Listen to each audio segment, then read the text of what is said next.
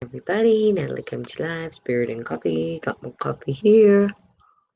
Yum, yum, yum. Very good. Let's get started. Oh, life is just wonderful. Oh, that was totally off key. And let's see, where were we? Oh, we're talking about the Kundalini, talking about chronic pain, talking about how our body sometimes the limitations on our what we want to create manifest in the world come from our own physical limitations, by maybe not feeling good or experiencing some pain or chronic pain in the body. And how do we overcome that? And Kundalini is a practice of really allowing yourself to physically let go of that chronic pain that you might experience. And I've done it enough times to know that there is a point where your cells will vibrate at a frequency that feels like love and joy, and literally have had every cell in my body thank me and feel the thanks. So why haven't I continued to do my Kundalini practice every morning?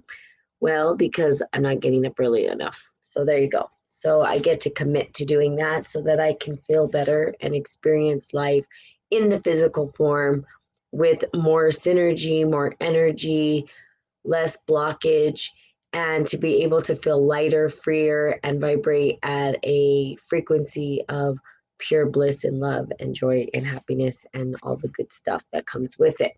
So, can you do that too? Sure. It does take a practice of probably, I think the first time that I experienced full, complete bliss in the entire body and every cell I can feel talking to me, what it took about a month of doing the practice every single morning for 1 month every day. And it might have been longer. Don't really remember. I just know that I was committed to doing it every day and sort of fallen off my practice of it. Now, the breath work that you do, and it's really cool, and it's really because what you're doing is getting enough oxygen to your body, to the muscles, the joints. You're moving them, and you're allowing oxygen to flow freely through your body because oxygen is super important for us. And so it allows us to sort of eliminate some of the obstruction that we hold, especially within our nasal cavity and where our ears are. Like I could feel my ears unplug even more when I do the practice. Good morning, Nisha. Kundalini air work. So a couple of things that I would say to consider, and I will teach you guys a little bit. It's a chagari is the name of the breath work, and I get to find Thomas's uh, videos so that I can share them with you, because the really amazing work, simple, anyone can do it. A 90-year-old, a 100-year-old can do it. My mom was able to do it. So anyone at any age can do this. The thing is that you're not supposed to eat 2 hours before you do the practice. In fact, it's better if you just do it in the morning when you wake up after you have had some water. And then you can also have coffee too before. But the breath work itself, literally, when you're doing it, gets you high. So I tell people, you don't need to do drugs, just breathe properly and you'll have a natural high. And it's good. It's good for you. You're not going to get sick from it. But you may pass out because literally we don't get enough oxygen in our body. We are typically breathing very shallow. And the amount of breaths that we take will determine how long we live as well. So if you looked at a dog's lifespan, it's shorter and their breath is shorter. So they pant. But us, as you take those slower breaths and breathe in life and you exhale slower, you extend and expand your life into longer periods of time. So breath is super critical. People don't realize this, how important it is to breathe properly. And as we're going through this entire pandemic or COVID, right? It's all about the lungs and respiratory. So, how do we maintain healthy lungs? How do we remain oxygenated or receive enough oxygen in our bodies to maintain health? Good morning, whoever showed up. Say good morning on Facebook. I don't see who's on here. Didn't show me who popped up, but good morning. Cheers to you. Salud. Um, Lots of love and kindness and joy and whatever else in your life. But the breath work itself. So there's a couple of breaths that I want to teach. And hopefully for those that are on the podcast, I can support you through what that breath work might look like. So what you do is you breathe in through the nose and out through the nose. And you keep your mouth closed. And the inhale is to fill up the stomach. So, and then when you push out, it's a very harsh exhale. So inhale through the stomach, exhale, push your stomach in as you exhale out through the nose. That is a breath. So it'd be like, okay. Now it looks, good morning, Sandra. Good morning, Doreen. Now it looks funny when you're doing it, but what it does is when you do this, you're going to even feel a release of pressure in the ears. It releases the obstruction, and also you might get mocos. We call them mocos. So I don't know, those of you that are not New Mexican or Spanish might not know what that means, but boogers, right? You get boogies that might come out of your nose. So you always want to have tissue available. Because what it's doing is it's cleaning out the mucus in the face, in the head, in the nasal cavity. Now, some people will do like a neti pot to clean out their sinuses. You know, they'll do the ear wax thing to take the wax out of their ears. This will take out all of the obstruction with the breath. So it's pretty cool. And once you clean out all of the obstruction in the nasal cavity in the ear, you feel lighter, like you feel clearer. Your head, like the fog goes away from your head. Now, there's certain movements you can do with the body as you do the breath work. And so holding the breath and then exhaling slowly, right, is important. Basically, there's a couple of things, and I do work with asthma, and I was working at the American Lung Association for a long time, so learned a lot about the lung and what happens with the breath. People think they're not getting enough oxygen in, and the reality is sometimes they're not getting all of the carbon dioxide out. They're not breathing out everything that they need to, so that they can then take in a healthy air of oxygen into their lungs, into their body. So when we're on the exhale, we go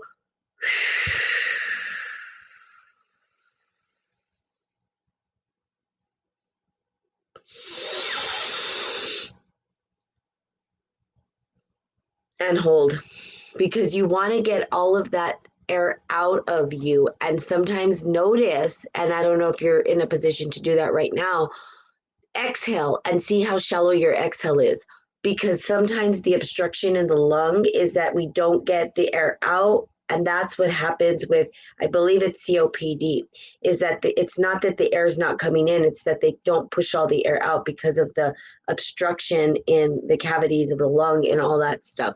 So again, the breath of life is super critical. It is the way to synergize the Kundalini energy within us.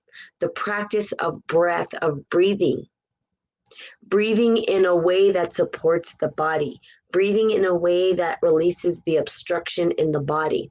So you could even get up and just do the ones that I showed you. And I can already feel my ears, like I probably should do about 30 of those. Good morning, Earth. 30 or 40 of those this morning just to release the pressure in my head. Also the obstruction in my nose. And so with that, I also do very hot chilies sometimes to also release and kind of break up some of the mucus, which would be like the cayenne pepper, or also which helps with inflammation as well, jalapenos sometimes, habanero even, And I only do it so that I can release the mucus from and the obstruction from my head and my nasal cavity in my ears, so that I can be clearer in thought. Good morning, Suzanne. So the Kundalini breath work is super, super, super. It's helpful. It's beautiful. It's easy. Anyone can do it. And it's really, I would tell you, one of the most beautiful things that I've experienced ever in my life, to be able to have my body, like, literally could hear my cells saying, thank you. Like, I could hear them. Like, I love you. Thank you so much for what you're doing for me. So why am I not doing this every day? Again, I'm human, my mind, these things, you stop, and it's a practice. It's a practice. So getting back into the practice would be important. Some other really quick tips on how you stretch. They're very simple stretches. They're not the yoga, it's not intense like if you would go to like just a regular yoga class, and you're not doing downward dog. You could, but the stretches are the basic, kind of like, it remind me of when I was in dance class and we just like would bend forward and do that. Now here's the deal, be very careful with this air work, because you can literally pass out. I nearly almost passed out because the oxygen was so much that it really got me high and I almost fell over. Just so you know, this breath work can get you super high, and dizzy, because we are not used to breathing properly. We don't take in enough oxygen typically. We typically are breathing more shallow than not. And so this is to get us to breathe more deeply, to calm our senses, to get the oxygen to the muscles so we don't experience anxiety, right? So that our body, our cells can actually work properly. And so some of the stretches that we do, very simple stretches, are neck rolls. So we can do a neck roll. And to be very gentle with it, you don't have to go hard. And then a yes and a no. So we do a yes, a up and down, and a no. And what I like about the yes and the no is that when I have no obstruction, or I've kind of cleared out the obstruction, I can hear a tick tock in my head, in my ears. But when there's obstruction, I don't hear the tick tock. It's really kind of cool what you start to recognize within your body, because you start to become one with your body. You start to recognize certain things. Like there'll be certain stretches you do that hurt one day or don't feel comfortable. And then sort of it releases the next day and you're able to do it with ease, without any pain. And it's pretty cool when you continue to do it. So another stretch would just be like, we can do the up and back where we just go back. That one gets you kind of dizzy. That's gotten me dizzy a few times. Also, the shrugging of the shoulders, just to shrug the shoulders. But as you do shrug the shoulders, it's an inhale and hold the breath.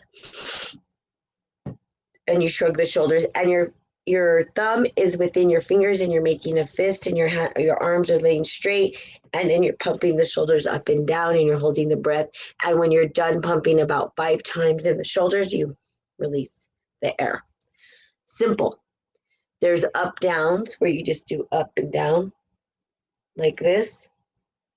So basically, the point is you move every single joint in the body, even the hands, the joints in the body, anything that can bend, right? That has a joint on it, the cartilage and all that stuff. And you breathe into those and you move them with the breath. Very simple movements. You're not going crazy. It's very easy, very simple with the breath.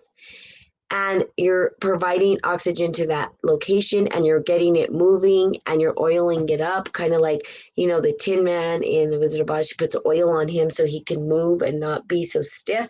So it's the same concept, moving your joints, getting the oxygen into you. That will support you with sort of awakening the cell frequencies within the body. It's like one manual to help you get there, to help the physical body sort of relate to the spiritual. So if your spirit feels like it's good and you're at the point where you're like, look, I am on my spiritual practices. I feel like I'm doing phenomenal in my spiritual practices, but my physical practices are like not great. And I know that that's the next phase. This is one way to start that's very gentle, but also serves your body in huge ways. Huge ways, more than just like me. I work out, I do weights, I go to the gym.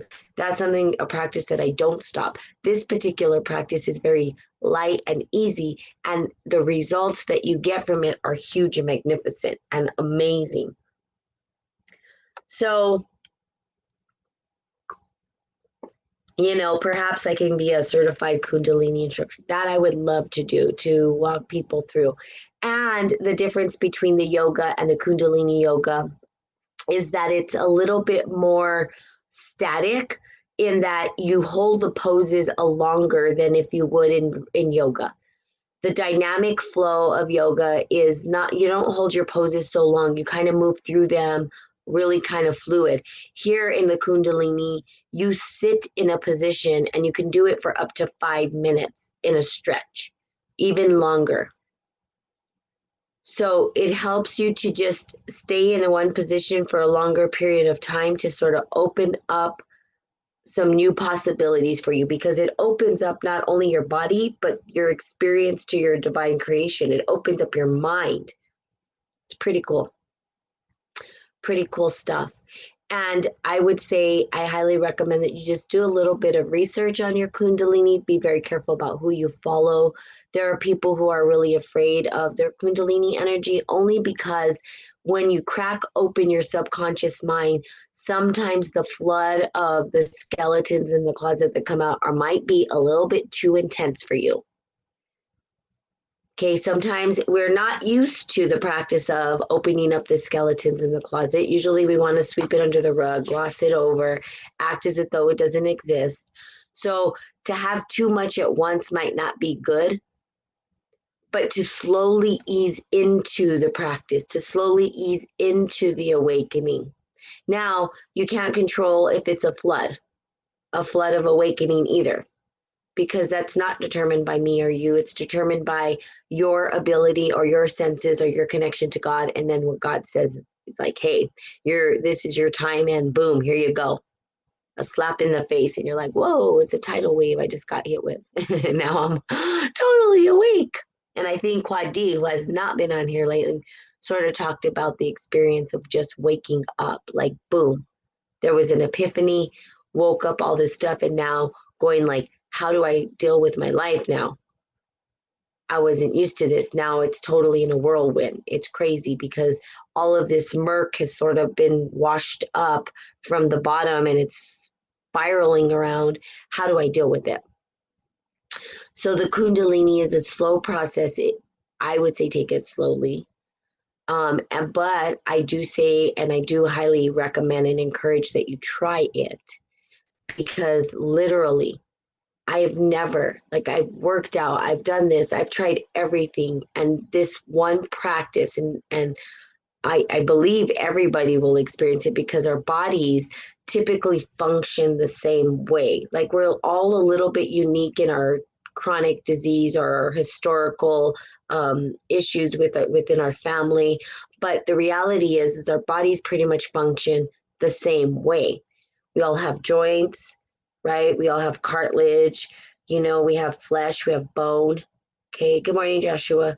And in that, we're all able to like move our fingers up and down. Most people, I'm not going to say everybody, there are people that were born with maybe some disabilities that they can't, but most people, our joints are this pretty much the same. So to function or use your joints in a way that you never have, right, to release some of that energy and to experience your body in bliss, quite amazing. It's an amazing experience. Kundalini can get you there. Basic practice of Kundalini. You don't have to go to the extremity and find some guru yogi who's like going crazy, right? Find somebody who's very at your pace, very slowly eases you into the practice, teaches you the breath work, because that's really the biggest part of Kundalini is the breath. And the breath is the most critical part of our life. So to breathe properly, to get rid of the obstruction. And I showed you one of the breath works. Again, it's in through the nose. And as you inhale, you expand the belly. And then you exhale through the nose and you inhale the belly. So you tighten up the belly. And it's a practice of using your nose, inhale, exhale, and your belly in, out and in. Contracting and restricting, contracting, I think. And it's a little bit of power behind it. And you'll feel like I could feel it in my ears. Good morning, Suze.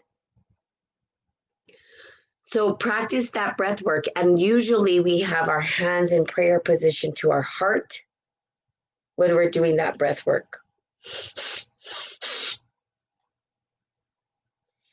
So it's kind of funny. So when I was doing my breath work every day, people were like, oh, she's doing her Kundalini practice. They could hear me with my breath work. Even if you did 30 of those a day, you'd be doing yourself justice, because you'd be getting more oxygen inside your body than you probably would if you didn't. And you're probably releasing some of the obstruction that's in your nasal cavity than not. So it allows you to breathe freely. Now, I was working with a client one time, one of my coaches, and they were like, I'm so tired and this and that and the other, and I can't. And I said, okay, well, where do you feel tired? Tell me what that feels like in the body. Where are you experiencing tired in the body? And after we did this sort of discovery within the body, they realized that it was the fact that they were congested in their nose, and there was a bunch of mucus there, and it wasn't allowing for the oxygen for them to receive oxygen, which we know that we need oxygen to the brain, right? We need oxygen to function. So basically after that, the practice was to get up and to sort of release all of the obstruction in the face. I'm going to say the face, in the nose, in the cavities, and then boom, instantly there was a shift in energy for this individual. They were like, wow, I never thought about that. And that got me thinking about myself. Where do I experience tired? Where do I experience when I have lows? Is it obstruction? Where?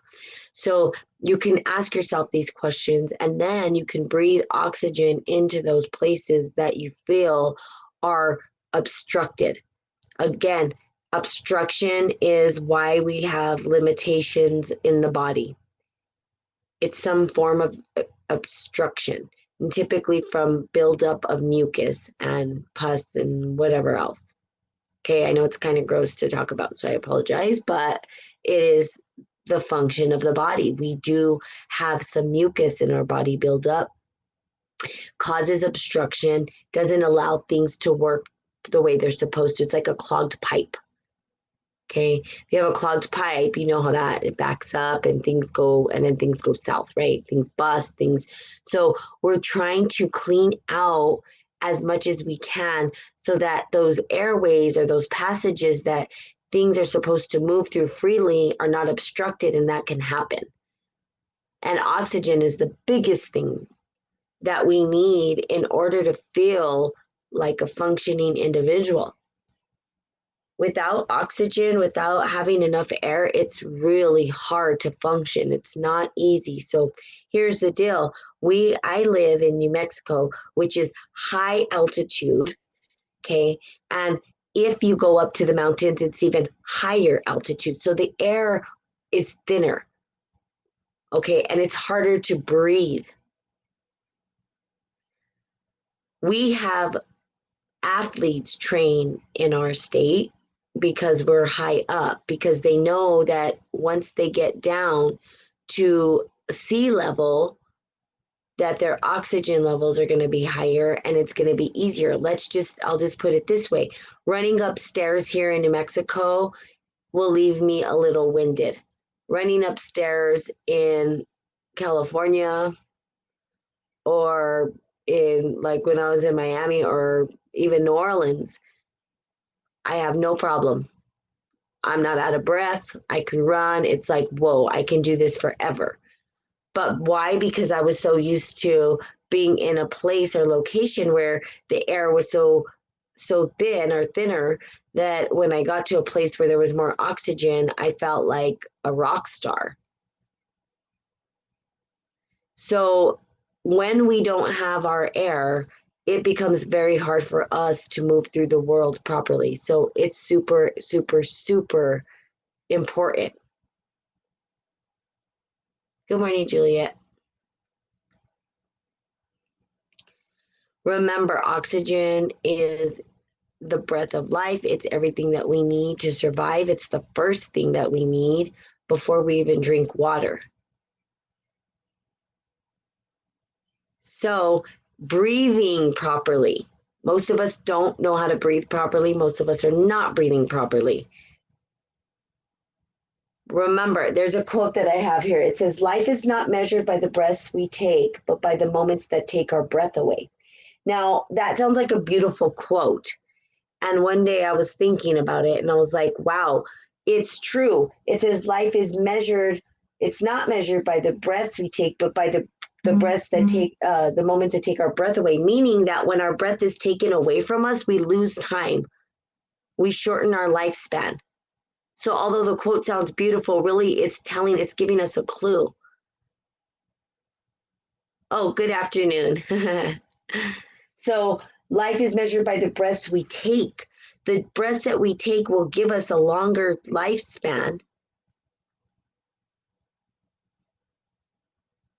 if we take them slowly and controlled.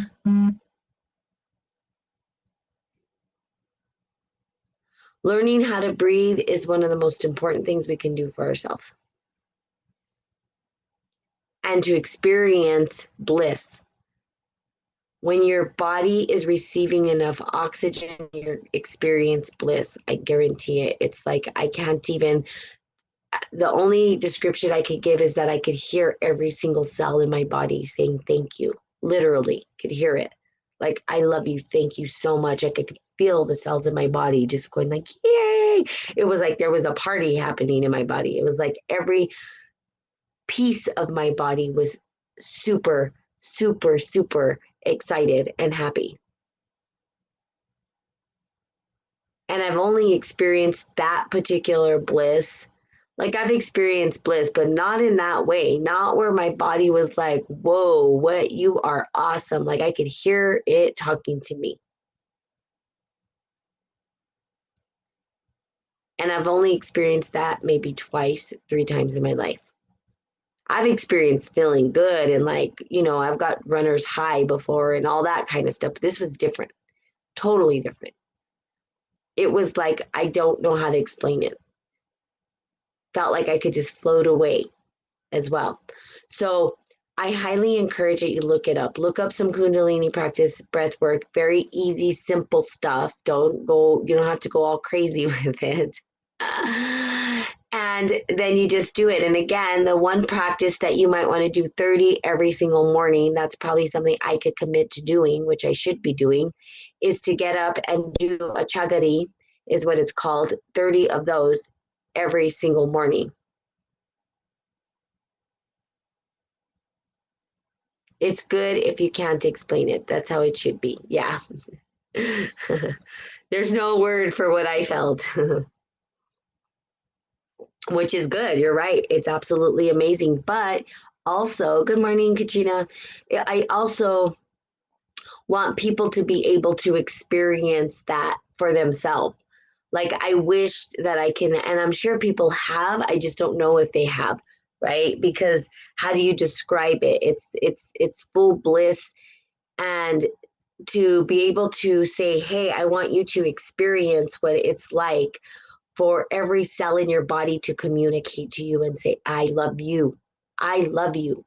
I am so thank you. Like there was this big thanks. And I was like, wow, I've been ignoring my body this badly for so long that I can feel my body saying thank you. At this point, every cell was talking to me and saying, thank you for caring enough.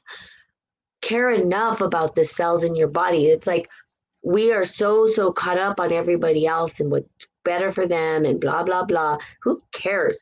What's good for your cells in your body? Have you been neglecting them? Have you not been talking to them? Have you not been? Your body is everything that you have that's you. It's a gift that was given to you. Your body is yours. It's not mine. It's nobody but yours. It was a gift from God, a gift that said, hey, here you go. Here's your body. Now, what am I going to do with this body? How am I going to honor this thing that's mine? Am I going to look at my palm and look at all the little creases in my hand and say, wow, beautiful, I love you. Mwah. Thank you. Thank you, hands, for being part of my life. Thank you for having hands. Thank you for these calluses that I'm able to pick up weights and train. Thank you for the nails that I have that, you know, whatever they're good for, scratching my back or whatever it is. That this beautiful form of life that you are is you, and it's beautiful and it's yours. And you can love every single cell in your body and say, I love you. Thank you for functioning. Trillions of cells function. We're a whole universe functioning. That's kind of cool. It's like, what? Wow. So honor that. So I highly recommend Achagari is and what was the other one? Mulambara? Mula. Oh, I can't remember the names of them, you guys. I'm sorry, I had this teacher, but Achagari was the big one. And then there was another one where you breathe in through your tummy and then you hold the air. So you suck in like a straw through your mouth, hold it, exhale, and then suck it up and suck in your gut. So that one is really good to like get your bowels moving. So if you're like having some issues with your bowel movements, sorry, it's a little but that actually will help as well. So again, Kundalini breath work, look into it and practice it. And if you can only do 30 achagaris in the morning, start with that. You're doing yourself a huge favor, I promise you. I'm going to do that after this. And don't eat 2 hours before you do it. That's the big thing, because you could throw up, and be very careful. You're welcome, Juliet.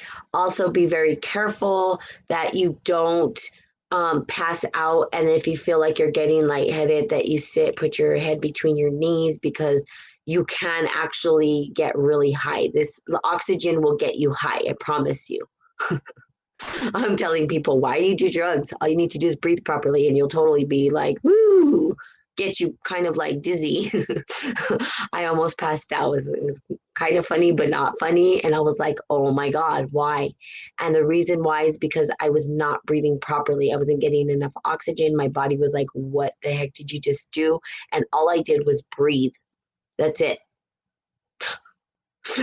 And I got dizzy and almost fell over. So you got to be careful with this work. Please be safe when you're practicing it. I mean, it's pretty crazy that we're telling people be safe when you breathe in enough oxygen, because you can actually black out.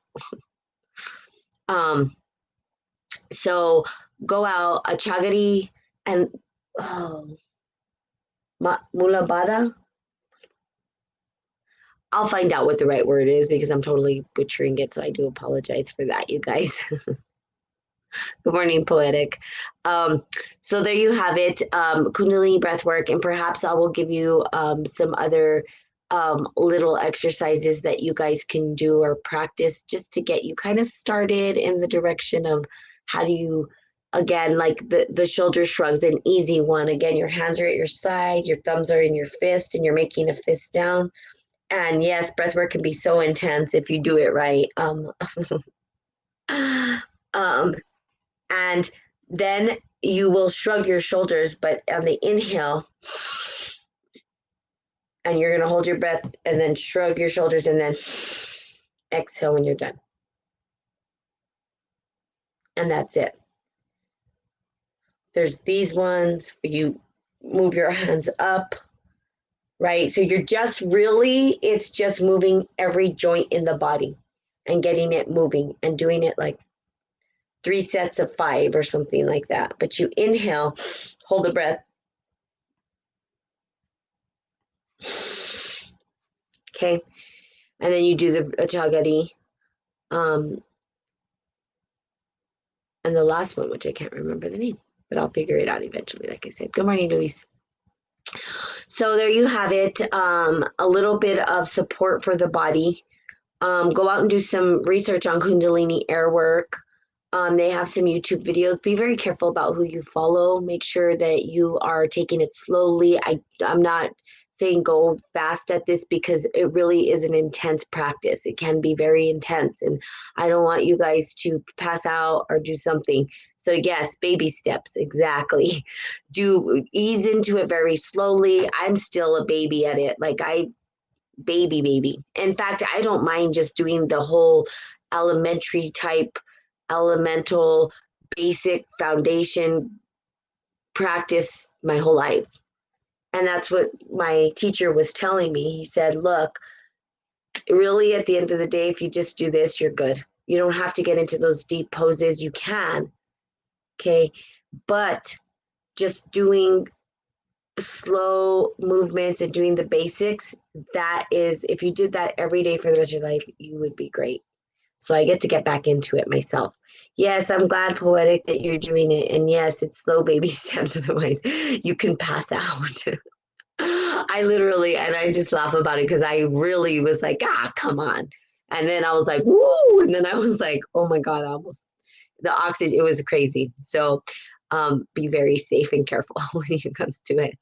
And Poetic, if you have any resources that you, since you do practice Kundalini, then it would be very nice for you to send me, if you could, on my spiritandbrew@gmail.com, the email. And I will share those resources with people as well. I do Facebook Live, so I can share it on the Facebook as well as on here on the Podbean. So there you have it, Kundalini Airwork. I'm going to go spirit and brew, at gmail.com. That's my email account. If you have some stuff you'd like to share, I'd love to share it with people. And I like to look at what you have. A whole shift. Oh, okay. Oh, is that yours? So do you have stuff on Kundalini? That would be really nice. I'll look at it. Whole E shift. Not yet. Oh, okay, good. Felicia, good morning. Okay, so energy, a whole E shift. Okay, I'll take a look at that whole E shift and whole energy shift. Got it. So whole E shift is whole energy shift. Nice. Cool. Yeah, I'm looking for it, and I should probably do some practice with my I have all my stuff here. Okay, but not online. Got it. Okay. Perfect. Okay, I will take a look at a whole energy shift. And there you go, you guys. There's some more information. And that's another thing. If you guys have any information you want to share with me, please do. This is not just about me, it's about everybody. I want everybody to participate. Just stepping into the technology part. Me too. Poetic, it's not easy. The only technology I do is my live Facebooks and my Podbean, but getting my website up and all that stuff is like, hi, Ronnie. I wish I had a technological guru to help me with all this stuff. Dr. Joe Dispenza, the breathing, the YouTubes. Okay, awesome. Um, so yeah, I see that you want to call in, Ronnie. Thank you. I think I'll do a call-in sesh maybe this weekend. Um, I know I need a techie. I need a techie to help me with all this. It's not easy. I don't want to be the expert at that. I want to be the expert at my life and my spirituality and supporting people and guiding them to their mastery of self. Um, but I don't want to master the technology part. Great weekend. Got to go to work. See you Monday. Sounds good. Um, Awesome. So I love you guys. On that note, I gotta go too. So I gotta go eat, and then I have some other stuff I need to do. And I'm gonna do some of the achagari breath work. So please go um, practice it. That's all I can say. Your body's gonna thank you. I promise you. Have a good day, and I love you guys. Bunches, bunches, bunches. Have a good day, and I'll see you later. Happy Friday. Have a fun, fantastic, funky, freaky Friday. Okay. Love you. Bye.